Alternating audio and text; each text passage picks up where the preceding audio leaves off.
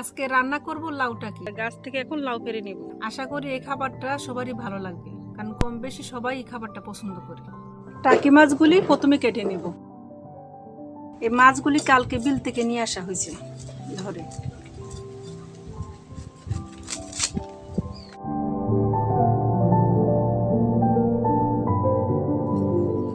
আমার মাছ কাটা শেষ, এখন লাউ কেটে নেব।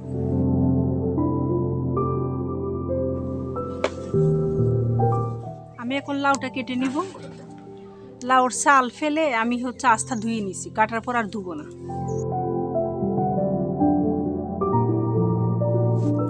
লাউ একদম কচি, বিচিগুলি শক্ত হয়নি।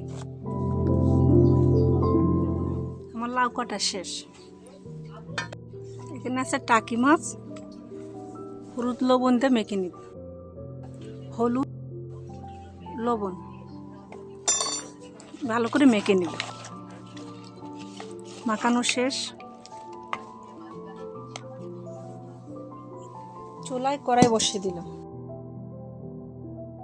কড়াই গরম হয়ে গেছে, এখন দিয়ে দিব সয়াবিন তেল।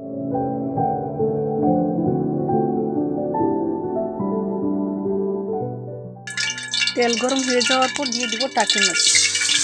টাকি মাছগুলি ভেজে নেব।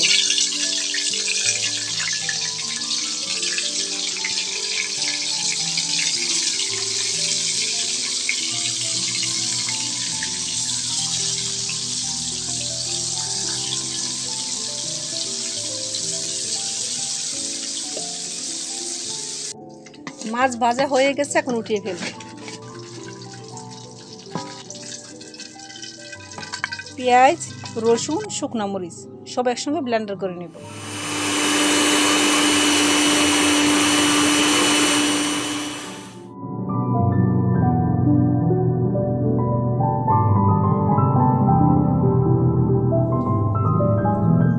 বাটা মশলা, এখানে পেঁয়াজ, রসুন, শুকনা মরিচ ব্লেন্ডার করা, টাকি মাছ ভেজে রাখা, লাউ দিয়ে দিব, বাটা মশলা,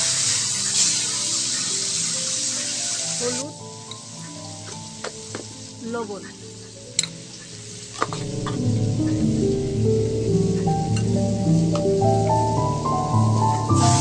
মশলাটা ভালো করে কষিয়ে নেব। মশলা কষানো শেষ, এখন দিয়ে দিব কেটে রাখা লাউ।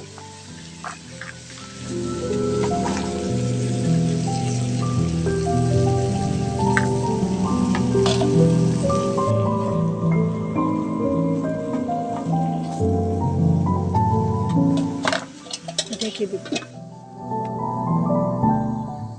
লাউ থেকে অনেক পানি বের হয়েছে, এক্সট্রা কোনো পানি দিব না, এই পানিতেই রান্না হয়ে যাবে।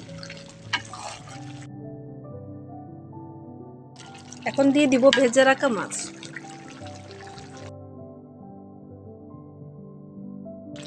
মাছগুলি হালকা ভেঙে দিব।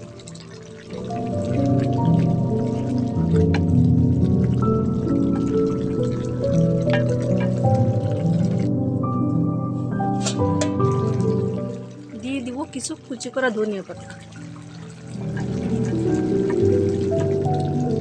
আমার রান্না প্রায় শেষ।